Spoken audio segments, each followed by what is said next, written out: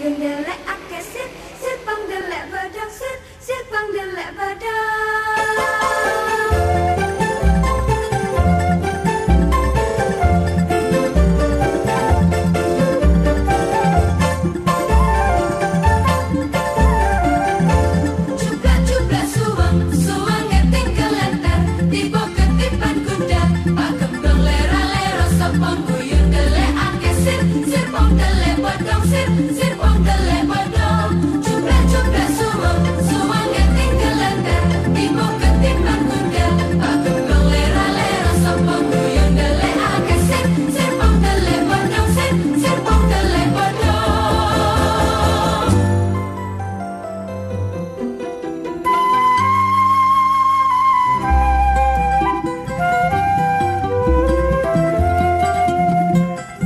Surabaya sebagai kota terbesar kedua di Indonesia, kota ini tak beda dengan kota bisnis seperti Jakarta.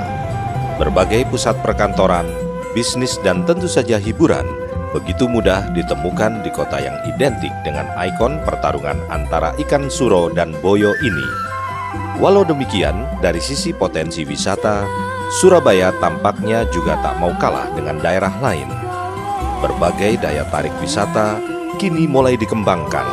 Tak hanya wisata budaya, wisata sejarah, wisata kuliner, wisata religi, bahkan wisata alam kini mulai dikembangkan pemerintah kota yang baru berganti pemimpin ini.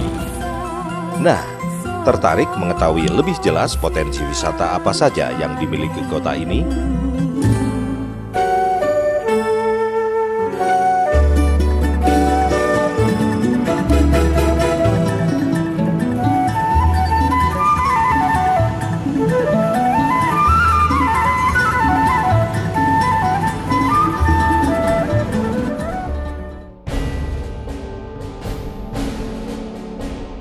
Sebagai kota yang dijuluki kota pahlawan, Surabaya tidak lepas dari sejarah perjuangan arek-arek Surabaya dalam mengusir tentara Inggris.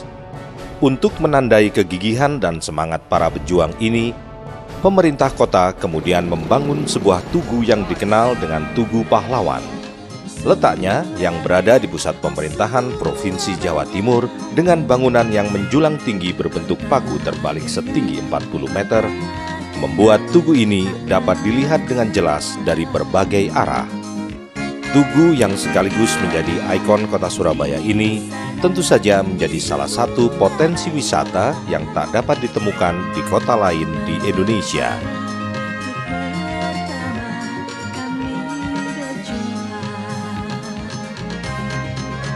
Keberadaan Tugu Pahlawan tak dapat dipisahkan dari Museum 10 November.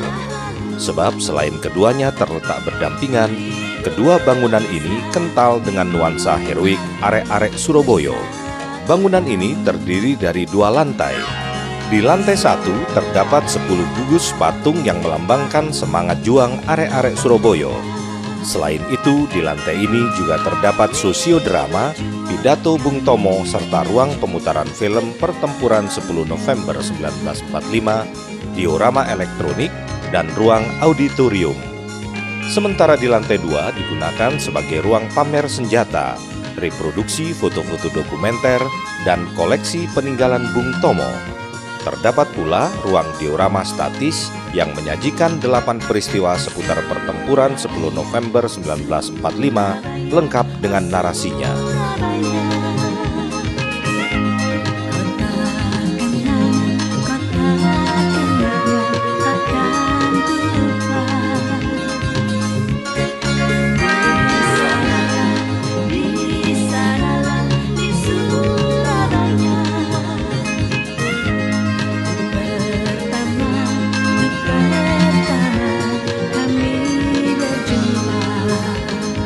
Selain Tugu Pahlawan dan Monumen 10 November, satu lagi bangunan yang semakin mengidentikan Surabaya dengan semangat kepahlawanan, yakni Patung Jalasveva Jayamahe.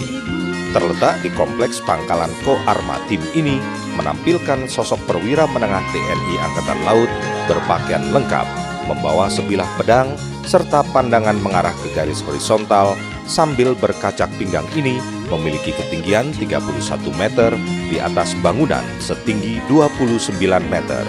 Monumen yang diresmikan mantan Presiden Soeharto pada 5 Desember 1996 ini didesain oleh pematung Inyoman Nuarta untuk menyemarakkan kawasan ujung Surabaya.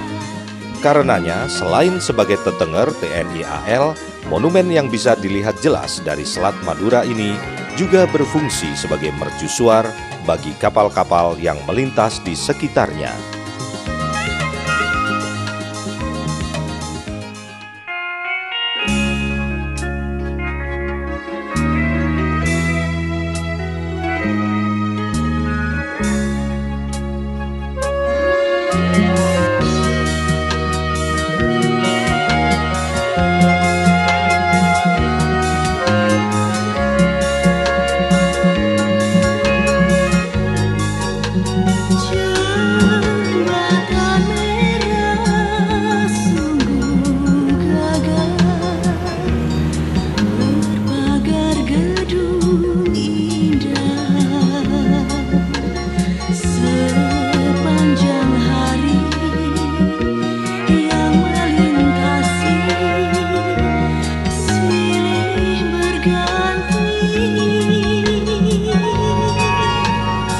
Selain tema kepahlawanan, tema gaya hidup dan kesenian turut menginspirasi dibangunnya beberapa gedung di Surabaya yang kini dijadikan wisata cagar alam.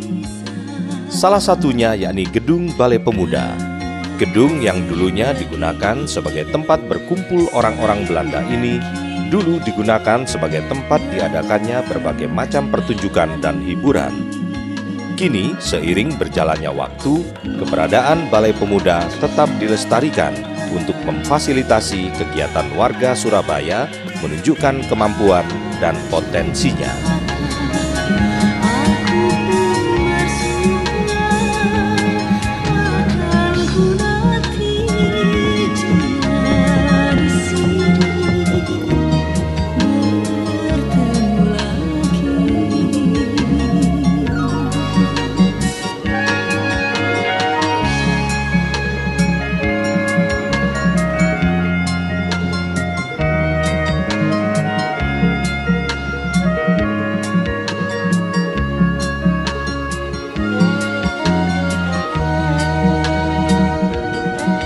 Bangunan kedua yakni House of Sampurna yang merupakan museum rokok milik keluarga PT HM Sampurna. Awalnya bangunan ini merupakan sebuah panti asuhan yang beralih fungsi menjadi pabrik rokok keluarga Sampurna. Dari sinilah cikal bakal perusahaan rokok ini dibangun. Ketika Anda mulai memasuki bangunan utama dari House of Sampurna, Anda langsung menikmati aroma khas cengkeh. Di sini Anda juga dapat menyaksikan replika warung serta sepeda ontel yang digunakan pendiri Sampurna, yakni Lim Sing Ti, untuk berjualan rokok pertama kali. Selain itu, ada pula berbagai barang pribadi seperti kebaya, sarung, dan furniture milik pendiri Sampurna. Sementara di bagian belakang bangunan utama ini terdapat pabrik rokok yang hingga kini masih beroperasi. Uniknya, Anda dapat turut menyaksikan proses produksi rokok pada hari Senin hingga Sabtu setiap pukul 6 pagi hingga 3 sore.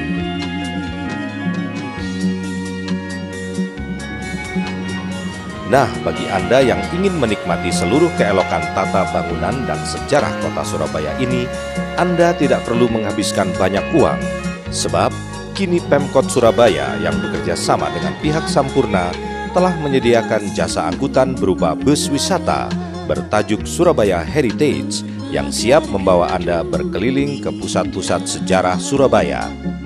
Biayanya tentu saja gratis. Selain itu, Anda juga dipandu guide wisata yang akan menjelaskan setiap detail objek wisata yang dikunjungi. Tak kurang dari 20 objek wisata heritage dapat Anda nikmati dengan bus ini.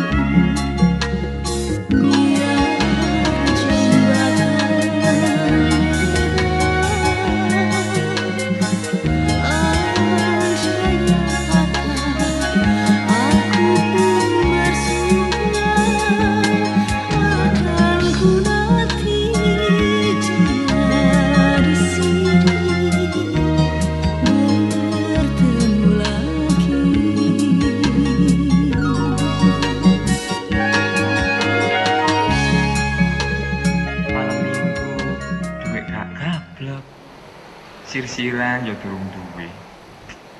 Opo enake iki? Wis ngene. Enake nang rapatan nemani kanca-kanca.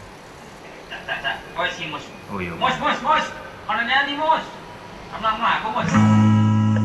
Rek, ayo rek, mlaku-mlaku nyang kunjungan. Ayo rek, rame-rame bebarengan. Ayo cak, sopo gelem melu aku.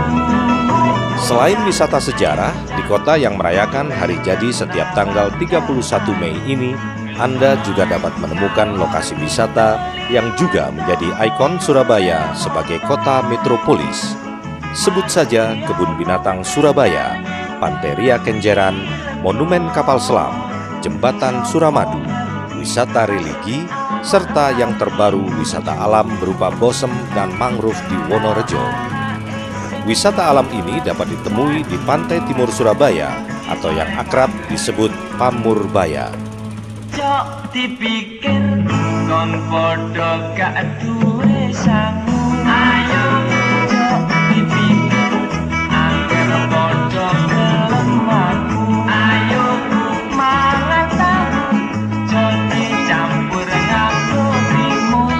Mun malam minggu gak apik digowo bangun. Saya makan. Ayo.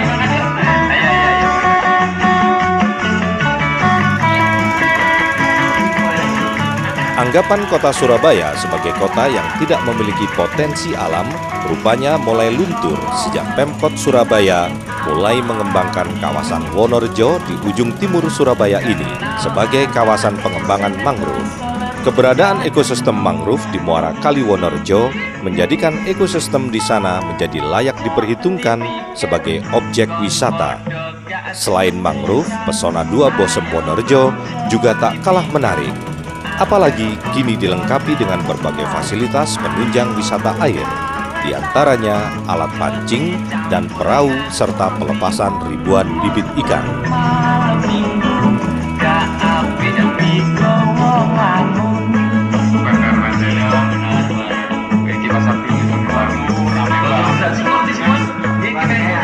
Ayo rek, mlaku-mlaku nyang kunjungan. Ayo rek, rame-rame bebarengan. Ayo cak, sopo gelem melu aku. Cak, golek kenalan cak. Jembatan Suramadu, inilah yang menjadi salah satu magnet wisata baru di Surabaya. Keberadaannya sebagai jembatan terpanjang di Indonesia yang menghubungkan kota Surabaya dan Pulau Madura tentu saja diimbangi dengan berbagai fasilitas wisata, di antaranya tata lampu yang megah, serta fasilitas kapal feri untuk menikmati pesona Pantai Kenjeran. Dengan kehadiran Suramadu ini, dimungkinkan untuk mengemas paket tambahan dalam city tour-nya seperti cruise mengitari Suramadu dan Monumen Jalasveva Jayamahe yang dapat digabung dengan dinner di tengah laut.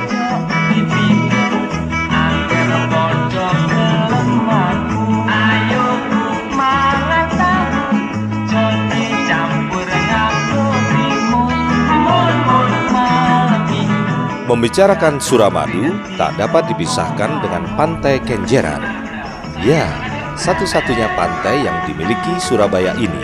Meski kini tak seelok dulu, namun tetap menjadi magnet tersendiri di mata warga Surabaya, sekaligus wisatawan dari daerah lain. Apalagi kini Pantai Kenjeran semakin dilengkapi dengan berbagai fasilitas serta berbagai pertunjukan untuk menarik wisatawan.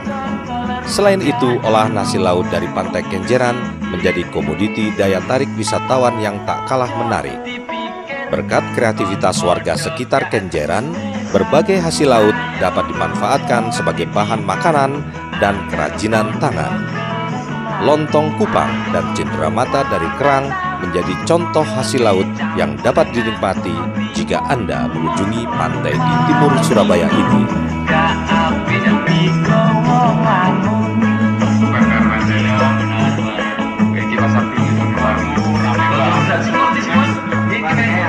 Ayo rek, mlaku-mlaku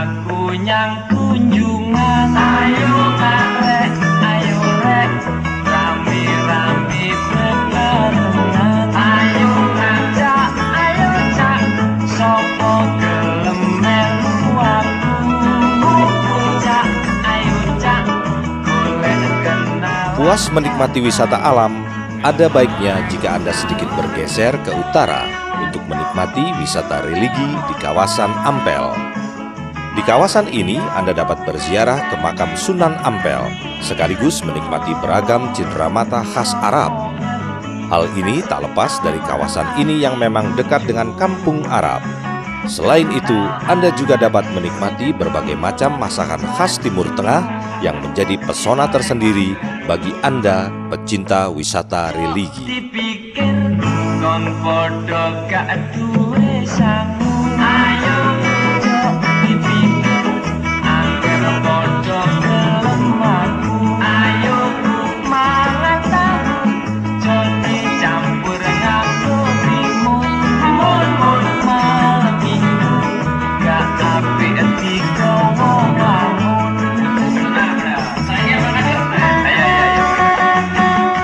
Kawasan utara Surabaya tak lepas dari kawasan lautan. Selain Monumen Jalasveva Jayamahe, Indonesia masih memiliki satu monumen yang identik dengan kelautan. Sebagai negara maritim yang memiliki kawasan laut yang lebih mendominasi dibanding wilayah daratan, Indonesia membutuhkan armada laut yang kuat, yang salah satunya berupa kapal selam. Untuk dapat menikmatinya, Anda tidak perlu menyelam ke laut karena Anda dapat menyaksikan kapal selam KRI Pasopati yang kini terdampar di sebelah timur Plaza Surabaya. Selain menikmati kemegahan kapal, di dalamnya Anda dapat menonton film videorama yang menyajikan sejarah kapal selam di Indonesia, serta menikmati sajian musik panggung terbuka yang masih terdapat di area Mount Castle. Ayo rek, mlaku-mlaku nyang kunjungan. Ayo rek, rame-rame bebarengan. Ayo cak, sopo gelem melu aku. Cak, ayo cak, golek kenalan cak ayu. Ngalor ngidul liwat toko memoto, masih omong nyenggal-nyenggal hati lega. Sopo ngerti nasib awak lagi muncul. Dari Mount Castle, tak ada salahnya jika kita mampir ke Kebun Binatang Surabaya. Sebagai satu-satunya kebun binatang milik Surabaya, Kebun Binatang Surabaya ini memiliki ribuan koleksi binatang dari 300 spesies berbeda, di antaranya burung, ikan, reptil, unggas, serta beragam hewan buas. Penataan yang apik dan teratur menjadikan Anda lebih mudah menikmati sekaligus mempelajari keunikan aneka satwa. Letaknya yang berada di pusat kota dan tak jauh dari Terminal Joyoboyo, membuat KBS atau Kebun Binatang Surabaya ini mudah dijangkau seluruh wisatawan.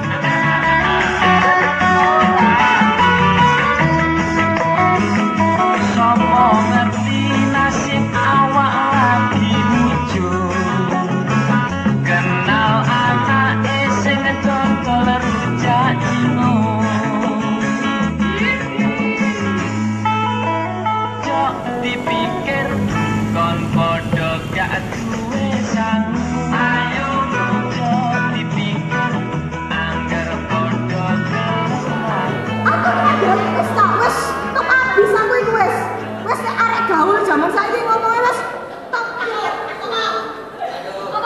Bila punya waktu senggang, ada baiknya jika kita sedikit menengok pada salah satu warisan budaya, yakni pertunjukan ludruk. Ludruk merupakan kesenian teater rakyat yang berasal dari kalangan jelata. Teater rakyat ini biasanya menceritakan tentang jagoan kepahlawanan yang dibawakan dengan nyanyian atau banyolan. Salah satu grup ludruk yang terkenal yakni Kartolo CS. Sayangnya keberadaan ludruk ini mulai dilupakan, terutama oleh generasi muda. Karena itu, sebagai bentuk melestarikan budaya ludruk, ada baiknya sesekali waktu Anda menyempatkan waktu untuk menikmati ludruk Surabaya yang biasanya dipentaskan di Taman Hiburan Rakyat.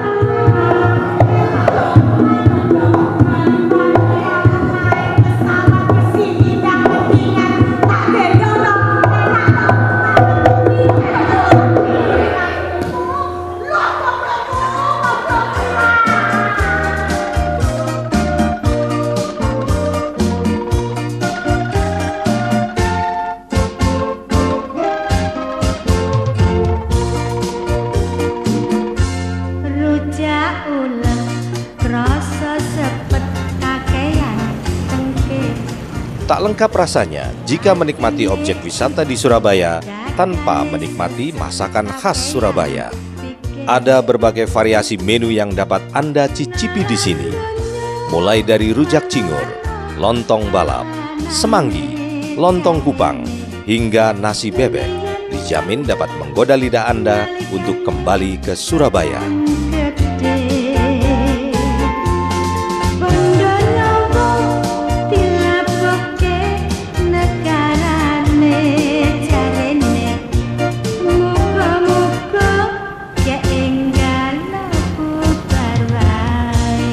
Apa yang Anda pikirkan pertama kali ketika mendengar kata lontong balap? Mendengar namanya saja, saya yakin daya Anda langsung berkerut. Jangan salah, lontong balap tidak diartikan sebagai makanan lontong sambil balapan. Namun, makan lontong lengkap dengan campuran yang dijamin membuat Anda ketagihan. Ya, makanan khas Surabaya, selain namanya yang unik, isi satu porsi lontong balap juga tidak akan Anda temukan di tempat lain.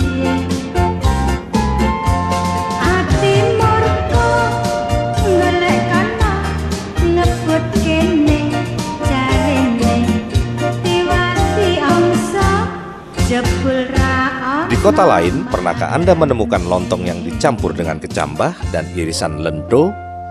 Jangankan merasakan, karena saya yakin Anda pasti merasa sedikit kesulitan membayangkannya. Campuran lontong dan kecambah mungkin sudah biasa. Tapi bagaimana jika dicampur dengan lento? Apa pula ini? Lento merupakan semacam perkedel yang diracik dengan campuran singkong dan kacang tolo. Keberadaan lento ini menjadi campuran khas yang diwajibkan dalam satu porsi lontong balap. Tentunya campuran lontong, kecambah, dan lento ini tak akan nikmat jika tidak diguyur dengan kuah gurih beraroma bawang yang kental.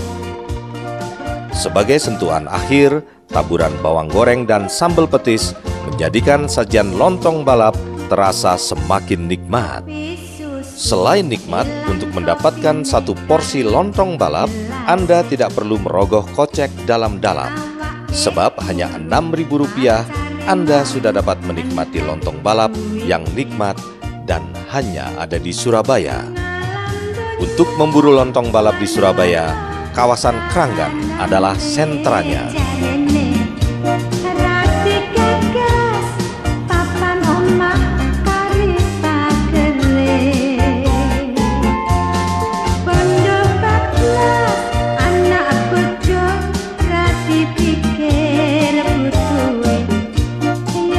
Setelah puas menikmati lontong balap, tak salah kiranya jika saya menyarankan Anda untuk menikmati rujak cingur.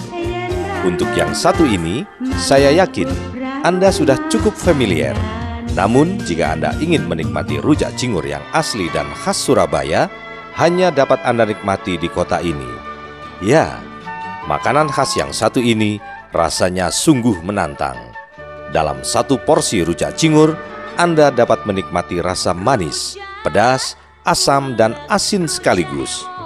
Betapa tidak, satu porsi rujak cingur terbuat dari aneka buah-buahan, sayur-sayuran, tempe goreng, tahu goreng, lontong, dan tidak ketinggalan cingur sapi dan kerupuknya.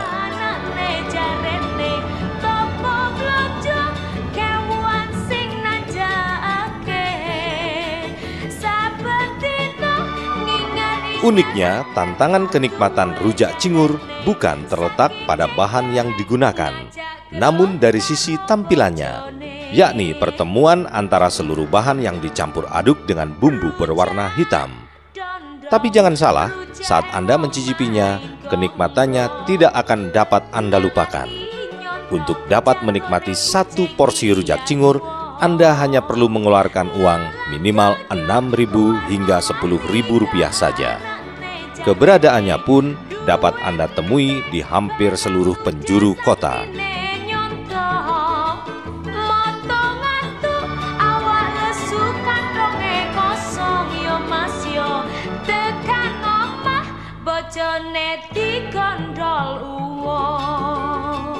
Satu lagi menu khas yang hanya dapat Anda nikmati di Surabaya, yakni semanggi. Menunya yang merupakan campuran antara daun semanggi, bumbu kacang, dan kerupuk dapat menjadi pengganjal perut saat keroncongan.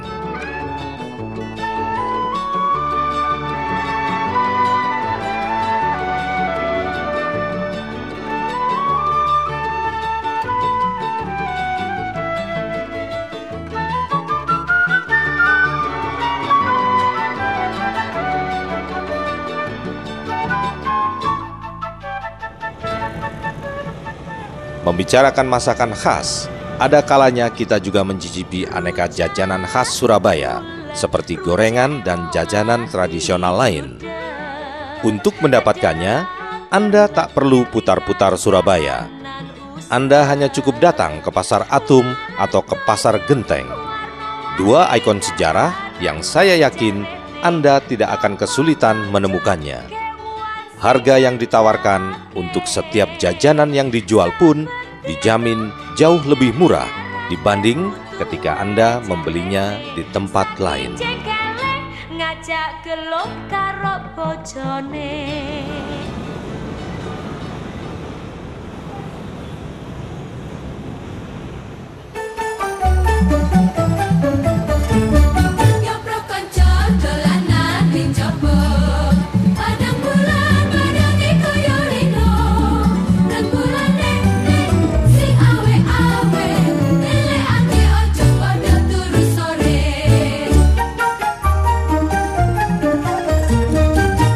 Konco dolanan ning coba